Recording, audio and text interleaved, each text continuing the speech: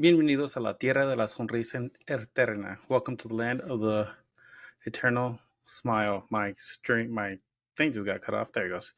In the heart of Central America, where the majestic volcanoes meet the Pacific coast, lies a country rich in culture, history, and mystery.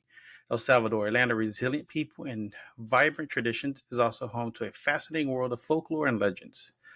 From the mythical creatures that roam the countryside to the ghostly apparitions that haunt the colonial towns, El Salvador's folklore is a testament to the country's indigenous and Spanish heritage. In this episode, we'll delve into the stories of maybe La Llorona del Rio Paz, the weeping woman who haunts the river of the west, El Cipitillo, the mischievous spirit of the forest, La Carreta Chilona, the ghostly cart that rides through the street of San Salvador, and also La Ciguanaba. Join us as we explore the spooky and fascinating world of El Salvador, where the boundaries between reality and myth blur and the legends come alive. Vamos a descubrir los secretos de la cultura salvadoreña. Let's discover the secrets of the Salvadorian culture. And we're going to have a guest on today. It's going to be from the Los Primos podcast. We're going to wait for them for a little bit while I go over some of the other stories that we have from El Salvador. So, let's start off with the Black Knight. El Caballo Negro. I'm going to read a couple things. So put this here. I actually don't even have my headphones hooked up. That is bad on my part. He could already be on and I would never know. Bam. Okay, good. I'm set up now. So, the Black Knight is a being that causes panic to anyone who imagines the devil appearing to them is scared to death, since they imagine him as a monster. But as you know, the devil is an intelligent demon. It would be absurd for him to appear as an ugly animal. He would present himself in the most attractive way possible, which was be a knight. They say that a long time ago, some ranch owners would suddenly disappear and some would appear dead, and their pastures with nothing but grass inside. So stuffed like a scarecrow. I don't know why that took me so much to think. It's like my brain doesn't work sometimes. They say that when bad luck surrounds some people or for life reasons, a man becomes desperate, he would call upon the devil for help. Without waiting, a thick whirlpool formed and a very elegant rider was seen on a powerful horse with shiny saddles and a large cape. His business was to buy weapons. He pleased the wishes of those who called upon him in exchange for his soul. He offered men, women, money, luck, among other things. This one is said to give people 7 years to enjoy everything he gives them, and then he comes to take their souls. That's bad. Like, that'd be horrible. I wouldn't want to enjoy 7 years and then poof, be gone. Close some of these windows out. I don't need all these windows open. There you go. So that's not fun. So I invited people. I forgot. Okay, cool. I thought I jumped out completely. There you go. Studio chat. It lets me see if there's anyone here. Okay, cool. Send a message. Got me a Coca-Cola. Like I said in the last episode, Mexicans drink a lot of Coke. And I hold to that stereotype. I do drink a lot of soda, especially Coca-Cola. It doesn't have to be labeled out. I ain't sponsored by them. And it's inverted. I would have to revert the camera. I don't know. Let's go over another story. Because what we're going to talk about would be La Ciguanaba. Actually, I want to keep that other one up to see if he's heard of any of these. He says he wasn't too familiar, so we'll see. There you go. Oh, that's not the one I wanted. There it goes. Translate to English because I don't want to work that hard. No one on live? Okay, cool. So we're going to move on, and I'm going to tell you about El Cadejo Negro y Blanco, which is a similar story that I told about two different dogs, one white, one black. It was also featured on a cartoon, Victor and Valentine, on Cartoon Network. So let's see, Victor and Valentino, Los Cadejos. So it was an episode. Quick little, Stinky was the name of the dog. Is one of the Cadejos that appears in Victor and Valentino. It's voiced by D. Bradley Baker, Stinky, but its name Stinky. Let's see. Like I said, all these things actually make it onto pop culture. Like our traditions, our history, no matter what, where you're from, Mexico, Salvador, Colombia, Portuguese, Brazil, Portugal, not Portuguese, Brazil, everywhere. All our stuff inspires everybody, and it gets put onto cartoons. It gets put into media through either cartoons, movies, shows. There's something that comes from our beliefs. Let's see. Stinky, by its name, is stinky and unclean. It has the power to deceive whoever talks to it. It can turn the eyes of whoever glances at it red. In Los Cadejos, it deceives Victor several times, even convincing him to jump into the caldera of a volcano. He can also shed his fur, causing him to reveal his skeleton. Hello. Hey, what's up, man? What's going on? How are you I'm right doing here, man. today? Sorry I'm late. Oh, it's all good. I'm good. I was reading off some of the stories and things that made it into pop culture from Salvadorian, Hispanic, and different types of folklore. There's a lot of it, man. There's a lot of it. I forgot to silence my phone, and it is going crazy right now for some reason. Oh, let me do that too before I forget. Cool, man. Nice to meet you. Nice to meet you too. I've listened to a couple of your episodes. You do some really great stuff. I love your shows, man. Oh, thanks, dude. We try to I don't know. Are we already recording and stuff? Like, is it part of the show or not? Yeah, but I can cut whatever Yeah? you need out. I don't mind. Oh, no worries. No, well, the show, if you've heard of it, it's about, our viewpoint on everything, right? Pop culture in general. Because it's always white people telling us what movies are good, what books are good to read, right? Like, we have fucking voices. We have history and folklore and experiences that we want to voice, right? So if someone can listen to our show and get into the geekiness of it, be it whatever, man, from anime to comic books to horror to even I have an engineer. One of our primos is an engineer. He's all about politics and science and all this. So it's like, cool. Like, our voices need to be heard in all facets. So that's why I said, fuck it. Like, and it's always cool because Latinos in general, Latino people, man, like, we have a history of, sadly, like, stepping on each other instead of trying to help each other out, And so I looked at it as we're all primos, man. We're all from different parts of the world, but we're all connected. We're linked up, And so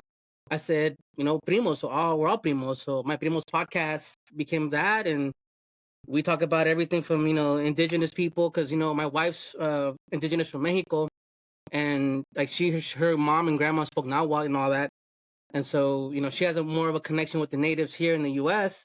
with the indigenous people here. And like we've got connections with them and other people from all over the United States, and we've met Salvadorian people from and it's not just like you don't have to be Latino to listen to our show, right?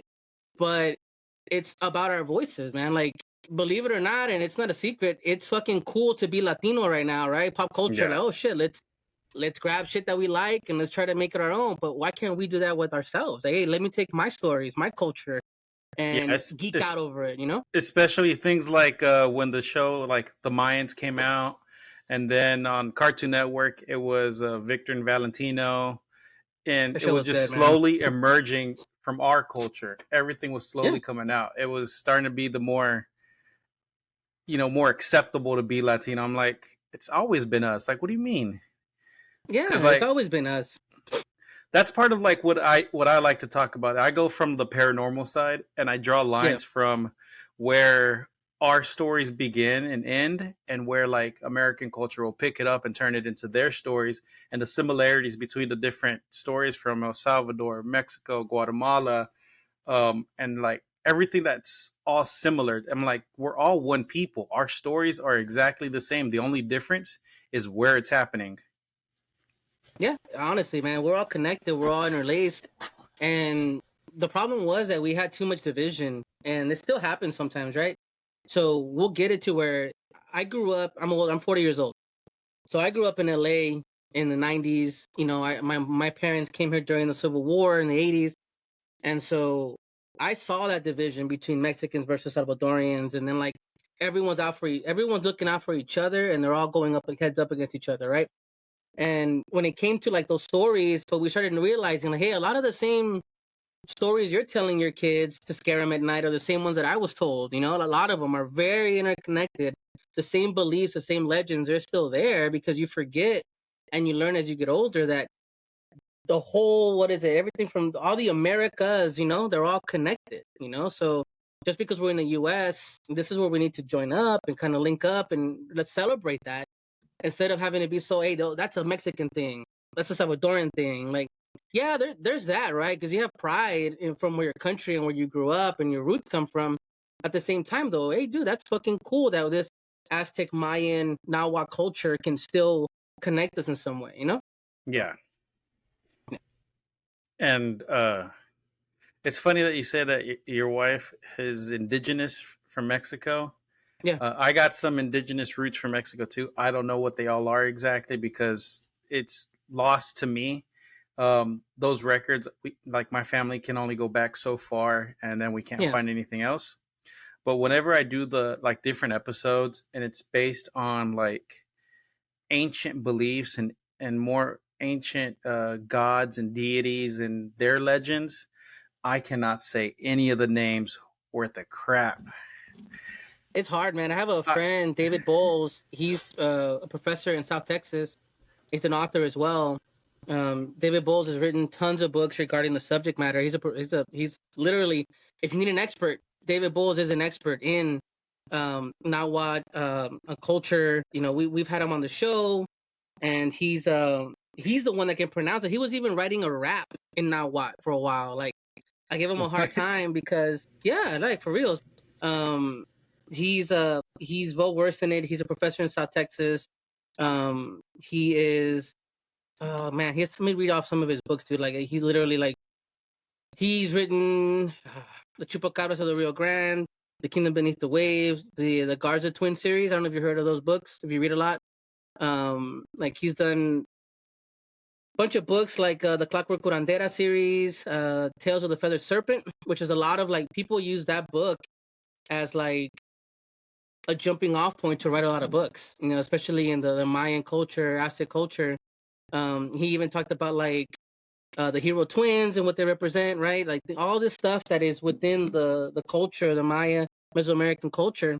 Like he can speak it much better than I do, and he was even doing TikTok lessons here and there, like talking about the language and what they mean.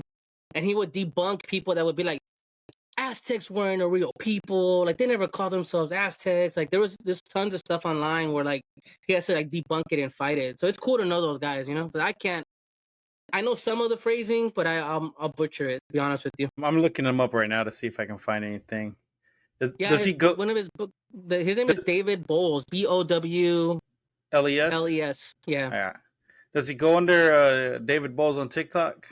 yeah, that's him. He has like a book called "They Call Me Güero." They Found it. call her Fregona. He translates stuff from English to Nahuatl. Like he's all about it, man. I think I've seen some of his videos where he calls out a different TikToker who always like posts videos and he's like, wait, that's not correct. Like he doesn't like call him out like to bash him. He's like, No, that's not correct. This is how it really happened. And like, and everyone in the comments is like, that dude always says that he'll never like respond or listen. But I'm like, and all his yeah, information is accurate. I'm like, I think I've actually used some of his stuff as reference or a lot of ideas people do, to man. some of my episodes. He's a great writer. He knows a lot of the lore and folklore. Like he's the reason he taught me the whole idea of how, you know, going through the different levels of the underworld, like you shed your skin and your bones and like you leave the whole world behind. Like he kind of, his books talk about that stuff too. Like in certain stories that he tells, like he has a couple romance like books out that are dope that involve like, you know, it's like a time travel thing with a conch and stuff. It's crazy, like, but it's fun. And that's how we try to celebrate Latino people, man. Like just the culture and everything. So yeah, I'll butcher some of the names, but I'm familiar to an extent. We'll see. Yeah. We'll see how I do. You know. So, what do you know about some of the Salvadorian folklore? Well, in El Salvador, like there's a bunch of couple tales we were told when we were kids. I mean, the biggest ones are like El Cipitillo, La Ciguanaba, Cadejo, like de carretera de una carreta like a cart, like a wooden cart, Yeah. that would make a squeaky noise in the middle of the night. It would be like taking souls, you know, like you would be walking home late at night and you hear this like screeching and like creaking and like old wooden tires on cobblestone kind of like sound down the road. Yeah. And people would say like, "Oh shit, like escucha el sonido," and they'd run home because they're worried they're gonna get taken up by the spirit. But in El Salvador, like you kind of have to go back a little bit and kind of understand like a lot of these stories are interconnected. Now with like we're talking Central America, right? Guatemala, Honduras, like Salvador. Like all these cultures were so interlinked because at one point, remember, Guatemala was the capital of all Central America. It was all one big country at one point, till it all got divided up into smaller countries. So a lot of these creencias and stories all interlink. So the biggest ones I mentioned, right? Cipitillo, La Ciguanaba, and El Cadejo are the biggest ones. And how the story goes is that La Ciguanaba was this beautiful woman, and her name was like Sihuahue, I think is what it is, and it meant like beautiful, gorgeous woman. And she had like enamored Tlaloc's son, the god of the sun, and she got pregnant by him, but then she was unfaithful. After the baby was born, she was unfaithful to him, and she would leave the baby, abandon the baby. The baby would just eat like cenizas and soot from fireplaces and like just starve, a baby almost, the young child would be like left alone to suffer while she was out gallivanting, poniendo los cuernos, right, to the god. Yeah. But eventually he finds out about it, and they curse her to become this monstrous horse-faced woman.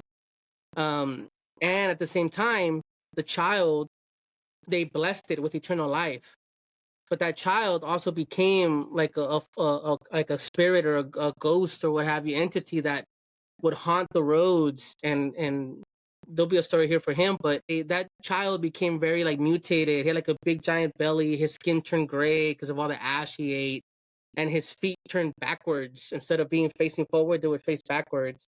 And he would basically punish people that were bad to kids, like someone that just abused their kids, treated them bad, or took advantage of kids. He would come after them. And the Ciguanaba, her legend goes that she's always found like near like a cliff or a location that has water.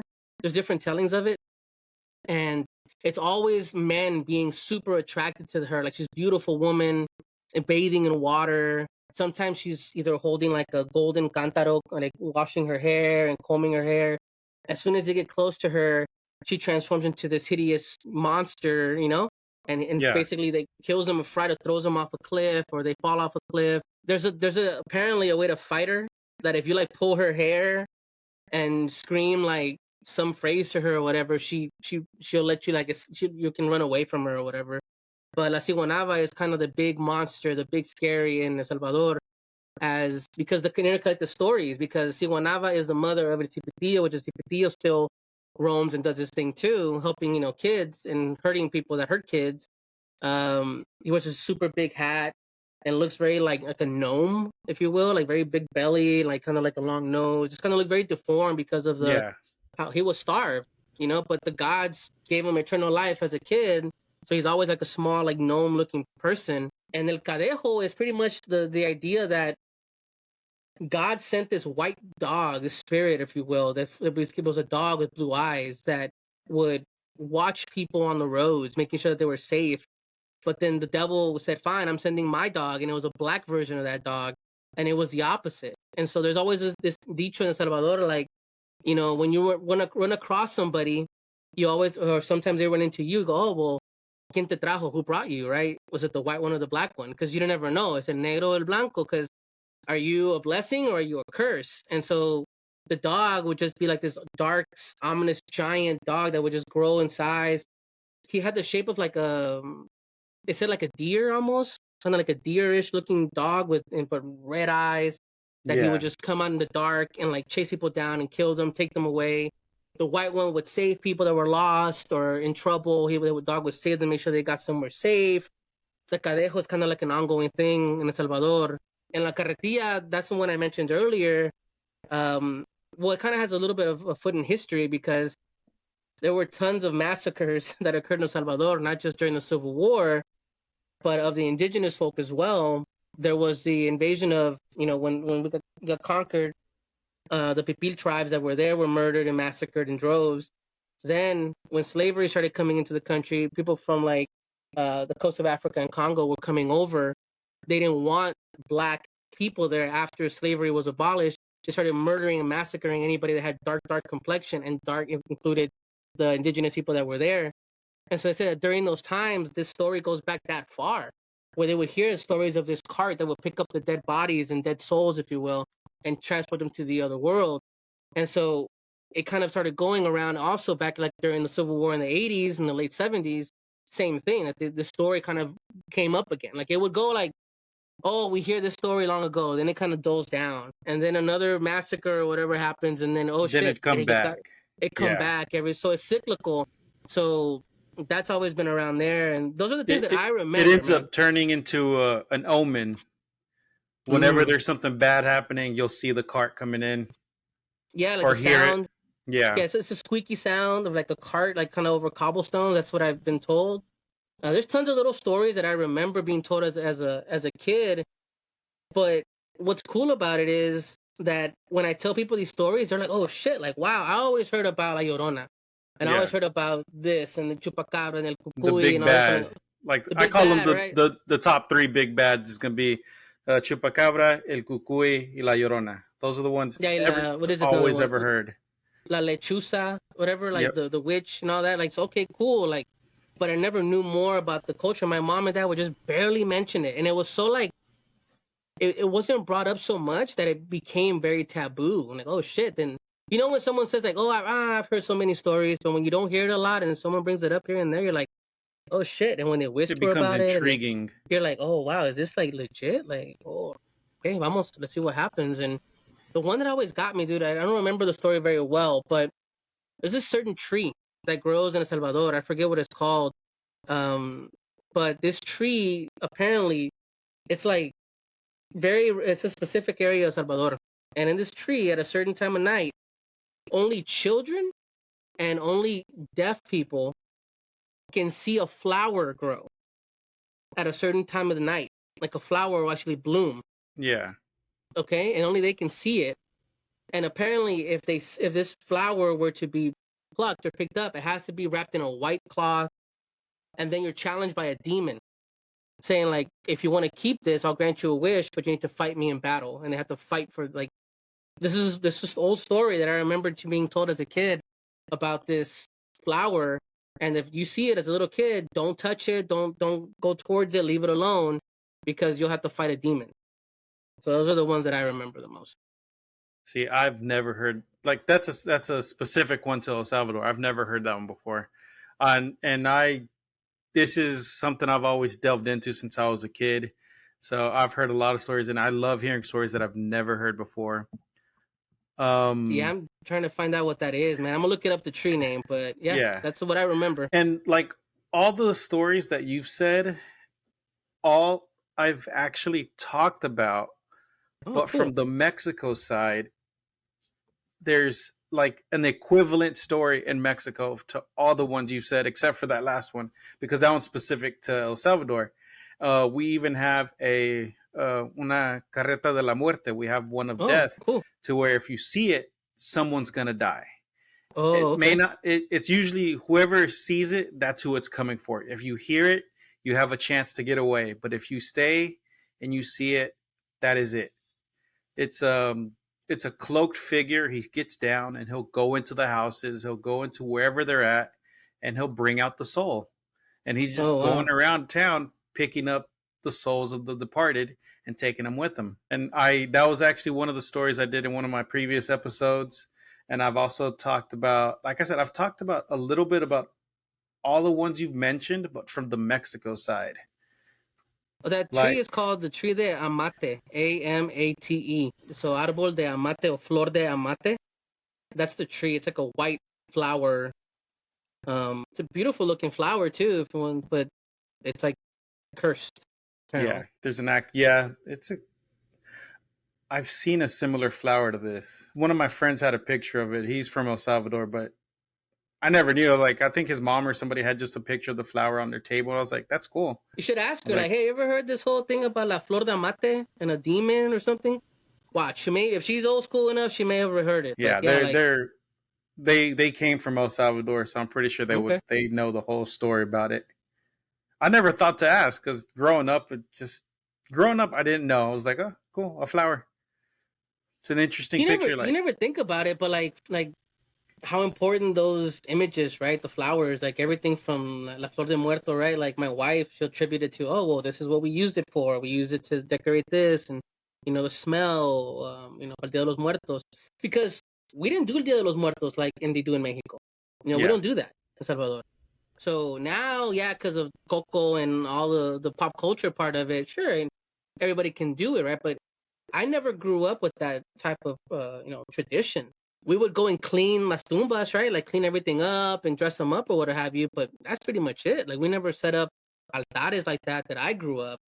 But that's more of a Mexican thing, I guess. Not to assume, but at least Oh that's how I yeah. grew up. It's actually not even like a fully like everywhere in Mexico thing. It's only like deep Mexico because my family's from a border town, and we really did like people really didn't do that too much. You would see a couple people have altars and some small celebrations, but it wasn't like widespread the way that Yeah. it is now. Because, like you said, from like pop culture, like the movie Coco, it's a lot more people celebrate it now because they've been introduced to it. So now they look into it more, and they're like, "Oh, this is part of my culture. I should do But is it something." okay? Let me ask you then, right? So is it cool though? Like I look at it this way.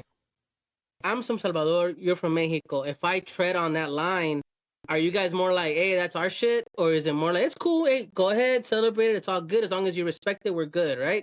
Yeah. Um, because then the other side of it is you go to fucking HEB and you're buying Dia de los Muertos plates. You know what I mean? Like everything's become commercialized and kind of, monetized by the white man. And then we kind of sit here and go like, well, fuck, man, like that's not really what it's about, you know? I don't know. How do you feel about that? I feel like as long as it's respectful, I know it's going to be commercialized no matter what. So I've accepted that. Like I even got pictures of my Instagram where I bought the plates from Yeah, Costco. I'm like, these are cool plates. I'm like, that's fucking awesome. yeah. But as long as people are respectful, I'll gladly tell them everything I know, and I'll learn. Like for this podcast, I learn about a lot of different cultures and their traditions, and I'm like, this is some of the best information I've ever gotten. I'm like, I have to read more, and I'll reach out to different creators. I reached out to y'all. I reached out to Latinos Against Spooky Shit. I don't know if you've seen him on Yeah, TikTok. yeah, I've seen him on TikTok. I Um, follow him. I've had Shining Nathan on. He's from South Texas. I believe he's from San Antonio. Have you hit up Um, Susto? He's fucking great, man, from the Susto podcast. I no, met I'll him a have couple to. times, and we're friendly online. Yeah, I met him in Austin. We had like a Latinx Pop Lab. Shout out to UT Austin there, not UT. Yeah, Austin. Yeah, Professor Latinx. He's a big name down there. He does a pop lab where a lot of creators come in, from comic books to just creators and content. And he was there. We talked, we chatted up, and he did a Ciguanaba episode.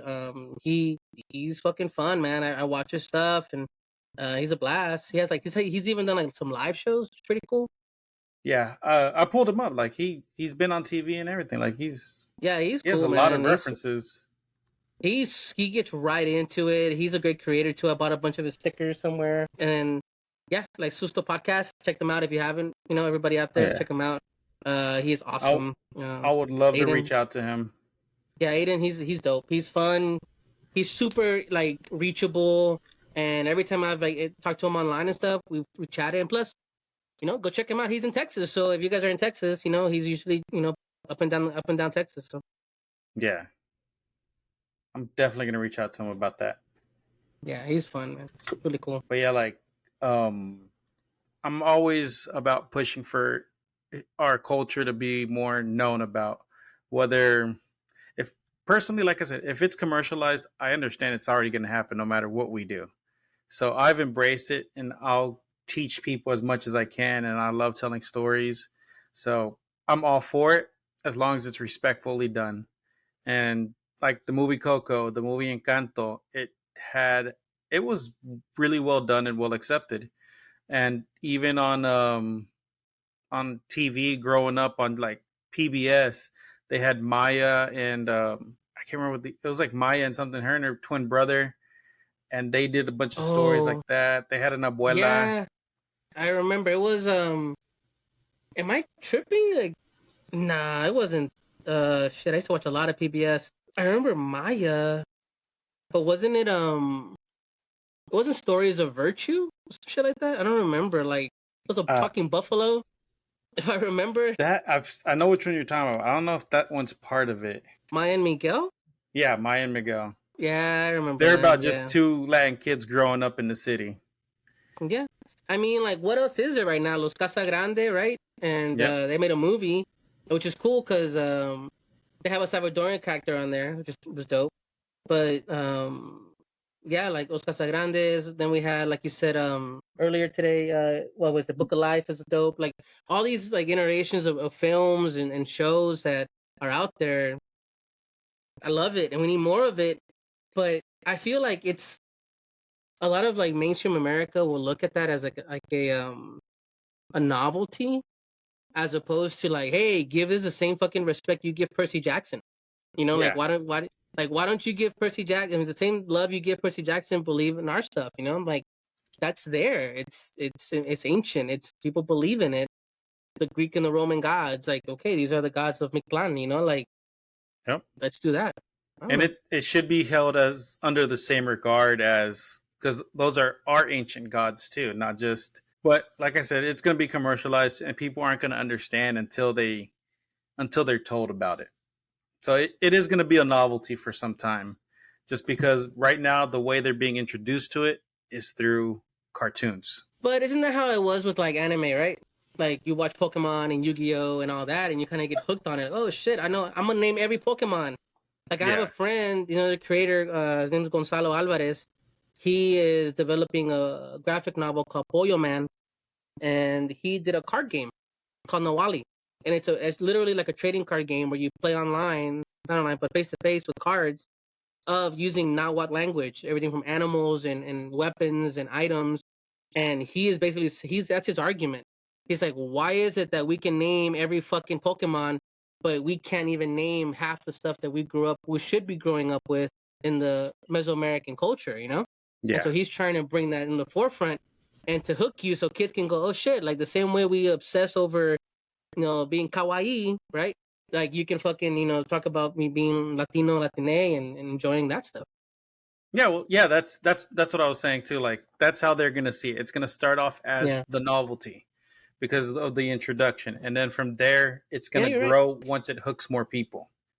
It'll Yeah, once you're it right. We need hooks more of more, it. that's when it grows. But yeah, that's like I said. A lot of these stories we have similarities in Mexico, but we also have some that are like just specific to Mexico. Like you have the Flor. We have ours isn't as like beautiful of a telling like that of a fight between good and evil to get like to for the flower.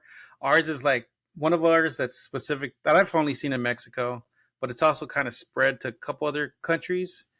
Is La Mano Peluda, which is I don't just know it. it's a disembodied hairy hand. So the story goes that it was the owner of a pawn shop in Mexico, and he was just a very spiteful man. Like his whole thing was greed. He just wanted everyone's money, and he'd give them like ridiculous, like he'd take whatever people had and just keep as much money as he could. He became rich. He had rings and jewelry, and people would literally curse him on the streets, like I hope your hand falls off because all the gold jewelry he had on his fingers. Like I hope your hand falls off, and all this other Oh wow. curses. And then when he passed away, his hand fell off. As the legend goes, his hand falls off, and they put it in the casket with him. They bury him, and at night, the guards of the cemetery see his hand come up and like take off. So now, if you're, this is what's the story to keep kids like from getting up in the middle of the night. So now, if you step foot over the edge of the bed, La Mano Peluda will grab you and drag you under, and that's the last anyone will ever see of you. Have you ever If you experienced any of those things, man? Like, you know, people say like, "Oh, I had an experience with La Llorona chased me," or like the fucking the lechuza was knocking on my door, or like shit like that. Like, I've never experienced anything like that. those I haven't experienced, but I've seen some similar, like I've seen some things, but I haven't experienced like the main legends. Like one of my friends says his family went camping one day and they were camping near a river. He said there was La Llorona. He heard it, and he said he ran to the truck, locked himself in, left the rest of his family out there to survive on their own. He was like, I'm safe. Yeah, man, But like it's crazy. Like I've always been like, I think back to myself, like I've maybe been around stuff and never like paid mind to it. You know, like I wasn't. Maybe it was just as a little kid you block stuff out, but I think we've all grown up with like folklore and legend and death and being part of our culture that we don't really scare easily. yeah, Or maybe our parents fuck us up so much as kids that we're like, when we're older, we're like, this ain't nothing, man. Like my mom used yeah, to pull my feet at night just to fuck with me, you know, yeah. Like I said, like like La Mano Peluda was so we didn't get out of bed, and like eventually I was like, man, let it take me. I got to go get something from the kitchen. I But don't know. I like, hear stuff like that, you know, of people getting like haunted or like cursed, and like I've seen people like go to the fucking El Indio Masonico or whatever. I grew up in LA. This fool would be on TV with a bone through his nose, like fake shit with feathers and smoke, and like, yeah, come see me. I will fucking cure you. Like people go line up for that shit, yeah, you know. Like I believe there's truth in that. I'll be real with you. Like, como decir, like I better not fuck with it just in case. Like let me just leave you alone. You know, my dad, he works still. He's been there for almost 30 years at a cemetery. He's been working at a cemetery in Inglewood, California. So there was a story one time that um years ago. I remember my dad was like sick all the time, like just sick or like just always with a cough or like he had really bad like eyes. His eyes got like really bad. He has colored eyes, so like dirt and stuff gets in his eyes. It get really bad. Anyways, and stuff started happening at home, like bad shit, like stuff would break or stuff was just weird, you know, noises. And for whatever reason, my mom ended up going to some lady, and then they tell her, "Oh, in your house there's dirt from a cemetery." And my mom's like, well, yeah. And my dad used to bring his work boots home, you know, yeah, from work, and just dump his boots in the hall, whatever. And apparently like that dirt brought in these bad vibes. And so like ever since then my dad would just leave his work clothes at work. Like he would change out of the locker room and drop his boots off because that shit would be coming home with him. So like yeah. stuff like that I remember. And my family, we've all experienced stuff. On my dad's side, we have visions. On my mom's side, there's one of my tias was an exorcist, Oh, and cool. there's my Is mom it cool or is sees it like, oh shit, like, oh, like like, oh shit situations. Yeah, okay. my mom, she can see and communicate with spirits, which is For real, for real? craziest thing I've seen. Because like one time I was at her house, and I was in the guest room. I was sleeping there one day at night, and you hear little kids running up and down the hallway, and it's me and my two younger brothers. But my younger brothers aren't like little kids. They're 18, 17, 15. You know, they're Okay, not yeah. little kids, but you can clearly hear like the laughter of children running up and down the hallways. And then you hear like my mom say, "Hey, go to bed." I was like, that wasn't me. And then asked her in the morning about it. She was like, "Oh yeah, every now and then, just some little ghost kid just run up and down the halls. Just gotta tell them like an adult, go to bed, and they'll cut it out." I'm like, "You said that too casual. Like, I think I'm gonna go back home." No, it's cool. Like, I think it's cool. I think it's real. You can't disavow any of that. Like, I'm like, Yeah, I think it's real, man. Like, hey, it exists. Like, some people can communicate. And I think the rule of thumb is like, don't go looking for it. You know, that's me. yeah, That's me. Like, don't go looking for it. If it finds you, you deal with it, but don't go looking for that because you're gonna find something. You know, even yeah. if it's on your own. You know, like you trip yourself out. You know, but you're gonna find something. Yes. If you go looking for trouble, it's gonna find you. Whether you're looking for something good or bad, you're gonna stumble across something. Yeah. And most often than not, it's gonna be the bad because demons and devils and whatever you want to call them are always looking to get the upper hand on somebody. And Yeah, for like sure. I said, my aunt, one of mis tias in Mexico, did exorcisms, and one of the stories that she told me that I like, that's one of my stories that I like to tell people, um, is she got a phone call from one of her like nieces and nephews to go over because there was a shadow figure like looming over a baby's crib. So she was like, "I'll be there in a minute to go, exercise the house." And she just got in her car back from the shop, from the mechanic. It's everything. This car should be running like new.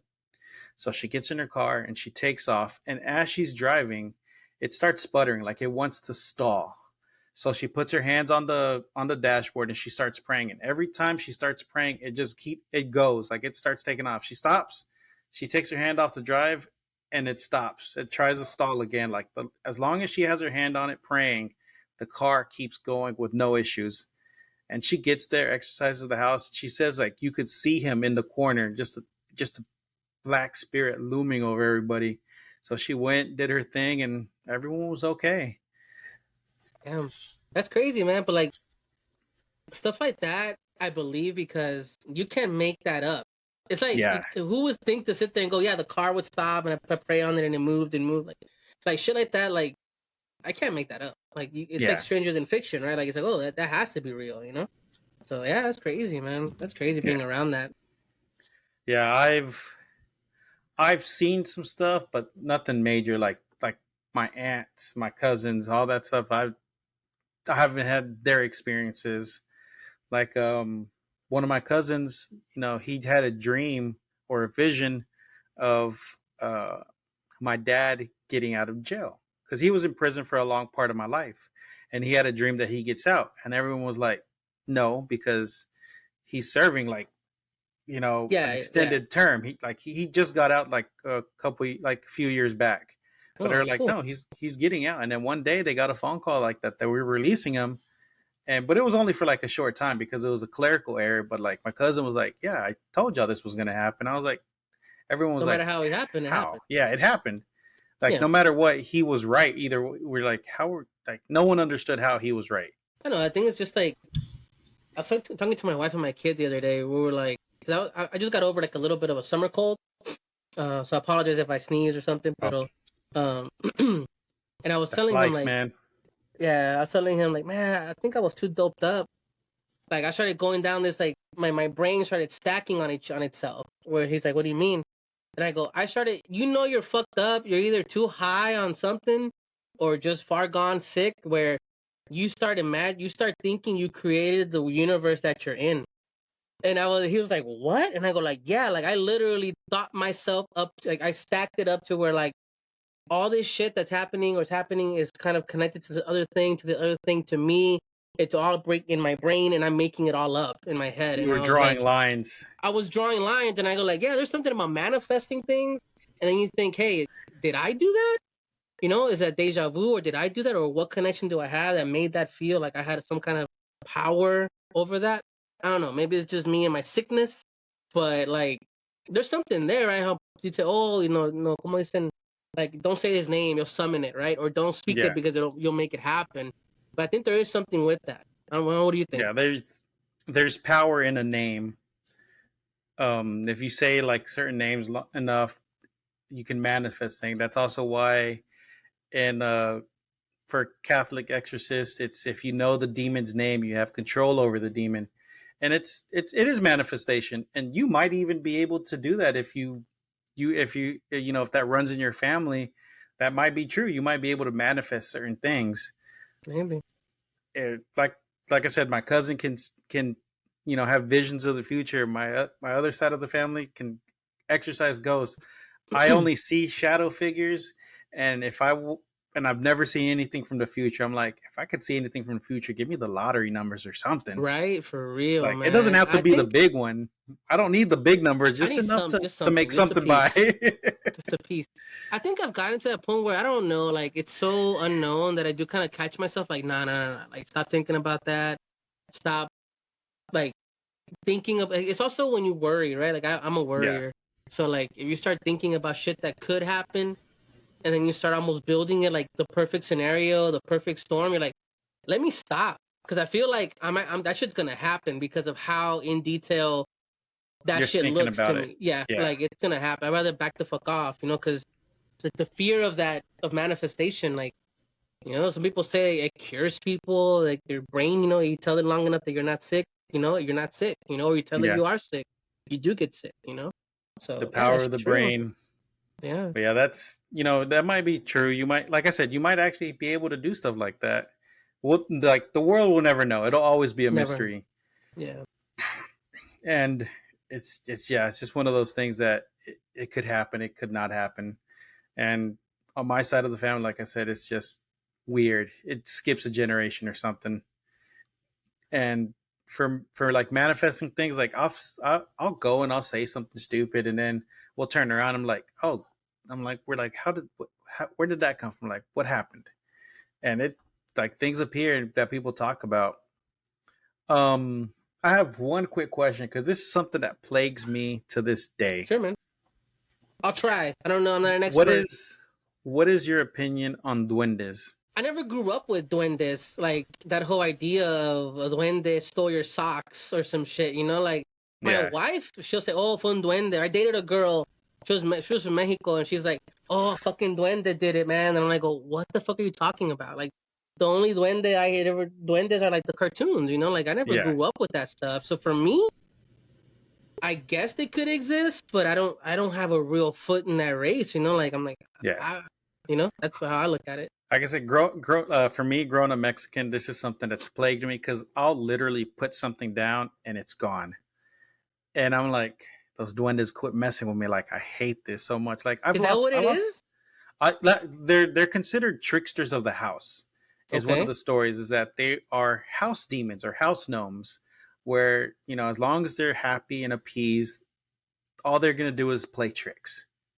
Worst, if they're not happy, that's when the bad stuff starts happening. That's where they turn into almost like a poltergeist situation. But friendly. Yeah, but they're friendly. As long as they're happy, they're friendly. They could be malevolent if it's pushed that far, but majority of the time they're friendly. The only And duende I growing up was that Héroes de Silencio song. I don't know if you know Spanish rock, but Maldito Duende. It's like a song called Maldito Duende, and I was like, damn gnome, like what the fuck? yeah, Like I like okay, cool, but like I watched the Borrowers right on TV when I was a kid, like stuff like that, and like I guess I don't know, but maybe my head was more like my dad was kind of a punk to me when I was a kid, so he would be like, "You lost it, you fucked up," you know. I'm like, "You, where is it?" You know. It's like I don't know. yeah. I put it there, you know. Like maybe there was a one that I could have blamed as a kid. Maybe, maybe. Like I said, yesterday I lost my wallet 3 times back to back. And one time it was in the chair that I'm sitting in now, and I searched the whole house. It was in my chair. And another time it somehow managed to get under the bed when it was in my pocket. Like I was nowhere near that part of the bed where it should have been under. And I don't even remember where it was the third time. It just I found it and I was like, okay. I put it in my wallet. I don't even know where my wallet is now at this point, actually. Fucking damn duende, maldito duende, man. That should be the outro for your podcast today. Um, Yeah. no, it's a trip. Like those beliefs and folklores. I think there is a world behind this veil, right? Like I think that it exists. I think there's something there. I believe in spiritual world. I believe in afterlife. I believe in aliens. I believe that there's so much to this world that we'd be too egotistical to think it's just here. You know, that Just it's just us. us. Yeah. Yeah.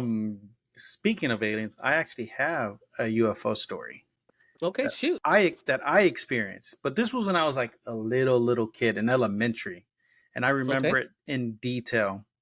We were out on in the playground, and the way the old school was built, I even know how the old school was built. It's been refurbished since then. So we were out in the playground, and it was concrete side. Behind us would have been the two portables, and then the main school in the front, and then the big concrete, and then the playground to the right. So I was on the concrete part going to like behind the portables because there was a small little field there where people played soccer. And I looked up and you can see this huge disc coming in, and it was just going in circles. Like you could see the outer windows were spinning, but the inside, whatever was inside, was stationary. And then it just takes off. And every time I tell that story, people are like, it could have been a helicopter. I'm like, I know what a helicopter is. The whole thing doesn't spin. Helicopters is just the blades, but everyone's like, it was just a I mean, aliens helicopter. are real. I mean, the government admitted it, right? Yeah, they, You they even finally admitted it. and First then time they Mexico said had that, I the was tiny like, I ones. knew it. And then Mexico had those weird tiny ones apparently that Yeah, were like this big. that one But was yeah, crazy. they're real, man. Like let's be honest here. Like people always tell me like, oh, because they're like, oh, you believe in God? You're like, yeah, I do, man. But God ain't like this, man. God's fucking enormous, like Yeah, the big God, because there's gods and then there's the creator. You know, like you can't just our brains cannot grasp how big and how vast that the creation is. You know, Yes. and And that's why I always say like egotistical to be so small and to put God in a box. You know. yeah, and like I said, it's also those lines from various different cultures. You can draw similarities through all cultures. A lot of cultures will have gods, like deities, and Yeah, like in the Greek mythology, it was the demigods. demigod. Yeah, And the way I draw this line is like in Catholicism, it was the saints, the apostles, and Jesus. And then in like um, Hispanic culture, it's the different gods that created the different parts of the universe. And then there's always that one creator at the very top. yeah. And no, like it goes, the top god goes by many different names. And Catholicism, it's literally God. And what's it called in Greek mythology? It's Kratos, the one that created Zeus. Below him, yeah, like there's always There's somebody Astros there. was the like the Yeah. atmosphere and then Yahweh and we have the different cultures and that's why it's always That, great when you can have that conversation and people can have the peace of mind to understand. Hey, you can call yourself whatever you like, but with Buddhists and Catholics, Christians, Native Americans, like indigenous people, like a lot of the same beliefs and a lot of the same like church or structure you want to call it, right? Like it shares a lot of correlations because it's the creator. That's how I look at it. yes. Yeah, that's why I always tell people like we could be a lot more intertwined if we shared the stories because everything is so similar. The Yeah, only for one sure. I personally believe is not similar would be like depending on the type of Buddhist people are, because Buddhism is just being at ease with everything. There's Because I there, mean, if you look at like the human beings, right? Because it would be in the same level as Jesus and Siddhartha or the Buddha and Jesus, and like there's even what Confucius, just kind of yes, like different avenues to get to the enlightenment, salvation, whatever you call it, and yeah, there's a lot of correlations there. And sure, we differ, right? Like even the Bible itself has so many translations that contradict each other and whatnot. And even within the same culture, people pick and choose what they want to grab from the book or from the word. And then that can be twisted and perverse. It all comes down to a personal outlook. And if we can have the conversations, share the stories, connect those lines, like you said, and just accept that, hey, man, we can coexist. Like, that's what I yep, say with like Latinos, right? Like in general, like there used to be a time where it was like, man, Salvadorians and Mexicans didn't get along. That was yep. just That the was way it just was. the thing. Yeah, That was just it the thing, and but now times have changed and you kind of realize like, hey man, like that was kind of ridiculous. We're kind of blind to it, but different times, different situations. And I'm yes. hoping that with this internet and the people and everybody's a fucking button away, like that things will mesh better. Yeah, like in the early like 60s going through the 80s, the only introduction that like Mexicans had to Salvadorians was on the news, and it was all Yeah, mainly like, oh, MS this, MS that. All I ever heard growing up about Salvadorians was MS. If you see one, they're gonna kill you and all this other stuff. And then before I even knew it, like when I was in high school, like one of my friends, he was Salvadorian, and I never like knew the difference. I'm like, yeah, cool, you speak Spanish like I do. That's we had the code switch in the 90s, man. I had to like be like, yeah, I'm Mexican too, like because you was the only Salvadorian kid in the neighborhood until all yeah, the Salvadorians came in, and you're like, oh yeah, well I'm them, like I'm part of that crew. And so yeah, like it was funny, like at one time, now it's different, but at one time, El Salvador was known for MS-13, pupusas, priest that was killed in the 80s, and Alvaro Torres, a singer. That's it. Like all yeah. El That Salvador was known for. like I said, growing up, all I knew about El Salvador was MS-13. That's about it. Yeah.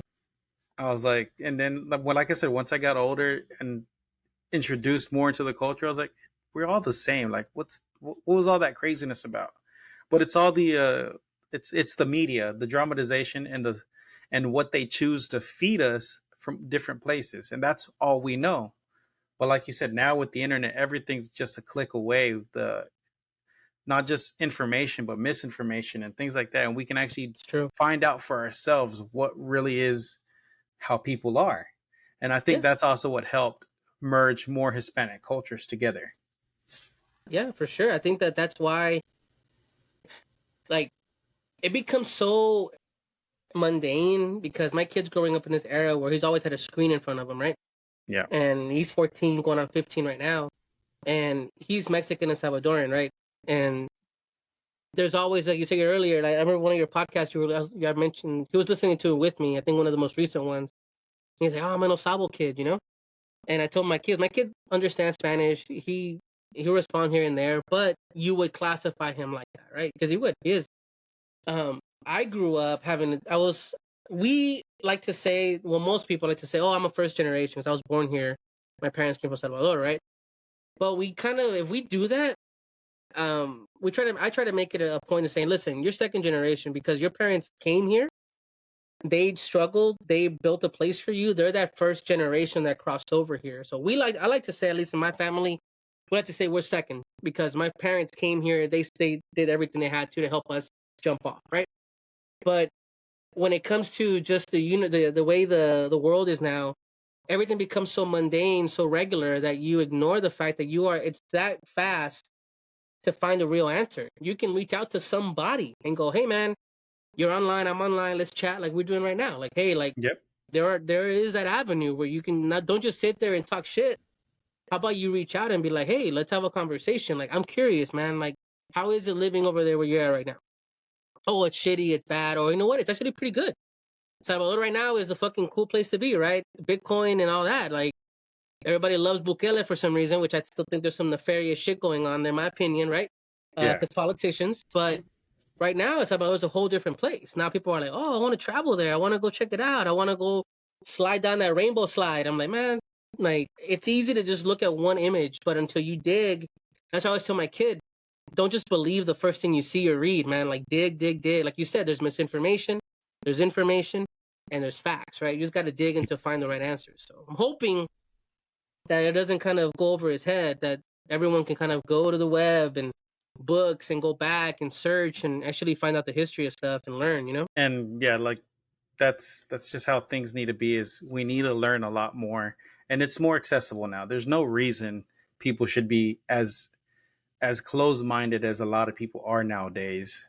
So, and I go over this majorly in the episode I just recorded last night because someone on TikTok said something on misinformation, and for some reason, it just got under my skin. It got under my skin so much that I fleshed out like a 6 to 8 page script over this subject, and I talked about it. Like I said, it's an episode that's about to come out on Monday, and it goes over slavery in Mexico. Because somebody on TikTok said like, "Oh, they're like, oh, bring y'all's asses here, Mexicans. Y'all had slaves, and y'all owned slaves for 300 years." And then there's a historian called the Masked Historian, and he has a luchador mask, and he tells history. And he was like, correction, they were brought to us. We had nothing to do with it. We were actually enslaved at that point too. Yeah. And I don't know why the way that the first person said it just triggered me so much. And I did research over 3 to 4 centuries of Mexican history, and how the what's considered the third race, which would be Afro Mexicans, Yeah. got lost to history because a little like recap of everything that I talked about in that episode was basically Spaniards came over here.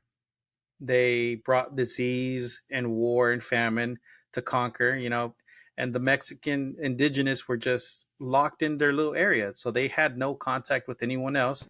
So when the Spaniards came, they brought disease. That made a bunch of people sick. People started dying. They started conquering, fighting war, that wiped out a lot of the Yeah. indigenous population. And at that point, they were like, well, who are we going to get to build our stuff? Whatever was left of the population, they made them go to work. And then they were out. And then a priest was like, we're treating the indigenous people of this land harshly. Let's bring in the slaves. And then that's when the slavery was brought in. And as soon as Mexico became an established country on its own, and we kicked out the Spaniards, within 20 years, 20 or 30 years, Mexico abolished slavery and outlawed it completely. And then just everyone just lived as they were, and eventually it got so mixed and intertwined that they forgot about the African ancestry in Mexico until 2015, when Mexico actually included it onto its census report, asking, at any point, does your history, culture, or tradition identify you as African? And people were actually checkmarking it because now they were looking into themselves.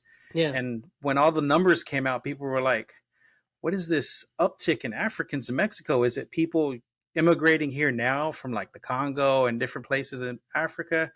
And it was like, no, they were already here. This is just something that people are finding out about themselves in 2015, when all the 23andMe was coming out and everything. So Yeah. people were Yeah. discovering that they had a mixed heritage.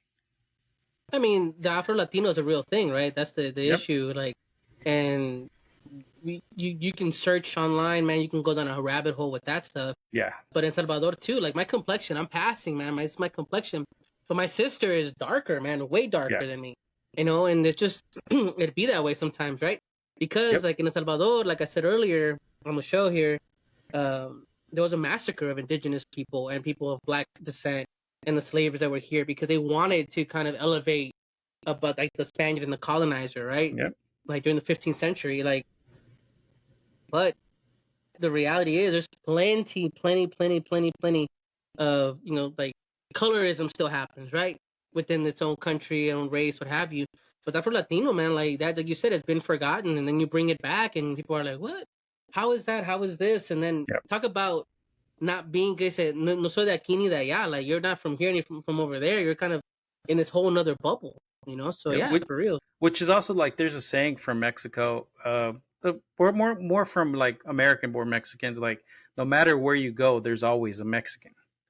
And that's basically because just we were taken everywhere by the Spaniards. We were brought everywhere by other cultures, and that's just how it worked. There was a story that recently came out where an Olympic athlete tried to compete for her country. I can't remember what country it was, but she didn't qualify, and she kind of, like, they told her she couldn't do it, and so she went to Mexico because her Oh yeah, I mom saw was that. Mexican, Yeah. and then so she went over there and competed for Mexico, won gold, and everywhere you go, there's a Mexican, and it just somehow she was part Mexican, and boom, Mexican. That's our cultures everywhere, whether it be Mexican, Salvadorian, Guatemalan.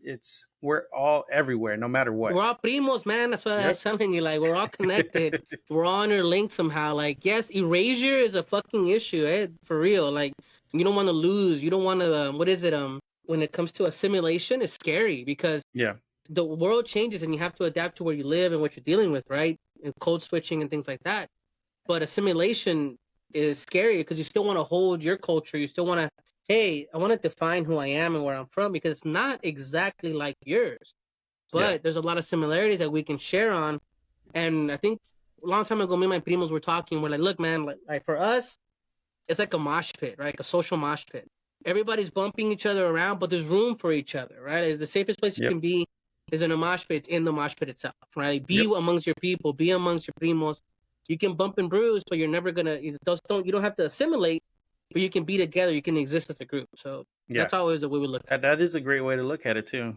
And um in the second to last episode I just put out, I discovered something that I kind of knew about but not really, was that there was a Japanese Oh yeah, Mexicans. yeah, And yeah. I never realized that, but I always knew that, like, there had to be, because there's too many Mexicans that have those Asian features. Yeah. And when I did that episode, I discovered that there were Japanese and that immigrated to Mexico. They fought alongside Pancho Villa. They were part of the liberation movement. And then when the war happened, they were persecuted against because they were Japanese. But even after the war ended, they didn't leave. They were like, we get it. You were protecting your land. And they just stayed and just became Mexican. They didn't leave. No, I mean, there's a writer. He's a good friend of mine, Hector Rodriguez the third. He's out of here in Dallas, and he writes a book called El Peso Hero, and it's pretty well known. And he wrote one of his arcs was, I think it was called like El Capitan or El Comandante, something like that. Chong, about a Mexican Chinese. It brings up that story in his book. One of his books, one of his arcs. El Peso Hero is kind of like a Superman, but from here in Texas, like in the border towns, you know. But in this one, I forget the story. It was a few years ago. I don't know if I have the book. It's gonna grab real quick, but he mentions that, and that's my first understanding of it too. Is like there were, you know, Chinese, Japanese, living in Mexico that were part of the culture, that were part of the struggle, and he mentions that in his book too. So I would Yeah, look that up if you're interested, just to kind of reference it. El Peso Hero, and I got it already pulled up, and I see the. It looks like a cool comic or yeah, man. graphic novel. Yeah, it's a comic book, Rio Bravo Comics, and Hector's a cool guy. He's a teacher in Dallas, and he's doing comic books on the side as well. He does a lot of stuff with like wrestling with Master Republic, para lucha stuff. We had a Comic-Con in June here in Dallas, which is free every year, by the way. Everything from Latino creators, Latino comic books, luchas, it's free. It's called Texas Latino Comic Con. Where? So Out of curiosity, where are you based out of? I'm in Fort Worth, man. I'm like 10 You're, minutes from the Top Golf in Fort you Worth. Like I'm are downtown. down the street from me. Hey, man, they were not far. I'm in Arlington. That ain't down the street, fool.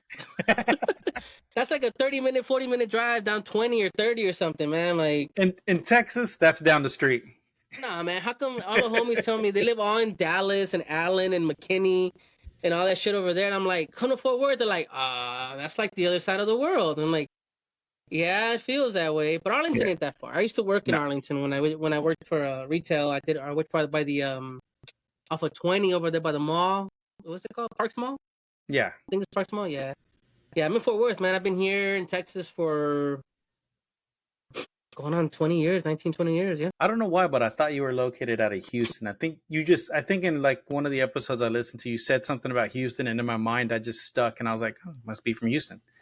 Austin. We're in Austin a lot. Austin. Yeah, we're in Austin Yeah. a lot. I have a primos out there, one of our co-hosts, producers, I should say. He's in Austin. Another co-host named Kevin Garcia. He's a teacher as well as a comic book creator. He does like a lot of panels. He travels all over Texas, man. Like he's Yeah. everywhere doing panels. They're in Austin. Elia, my co-host as well, at Spice Illustrations. She is an artist and a Twitch streamer, and she's in Dallas. She is a great artist. She's actually developing a magical girl comic book called Princesa Taco. So like Sailor Moon, but with Latino culture and like jokes and fun stuff, man. Princesa Taco. She's working on that book. I don't know. I have a cool, connections here in Texas. I didn't grow up here, but Yeah. I made my home here, and I've had some good people I've connected with that really have opened me up to talk to people like you and other creators and other, Latinos in the industry, and just kind of be able to be a cool like conduit, to spread the information to whoever wants it. Because what really matters at the end of the day, man, it's like, what is it? It's not me. It's the thing we're trying to promote, which is, Yes. primos and the content and our voices, and that's what it's. That is very true. That's, like I said, that's, for me, the one thing that brings everyone together. Everyone has a scary story. So that's, and like I said, from what I've seen and discovered, and from what I've learned, and from what I've heard growing up, all our stories are the same. It's just the only difference is yours happened over there, mine's happened over here. That's it. Other than that, it's almost the same stories. Yeah. With the exception of like a few things, like we have La Mano Peluda, y'all have a flower. Like it's just random different Yeah. stories that are just that y'all created versus what we created.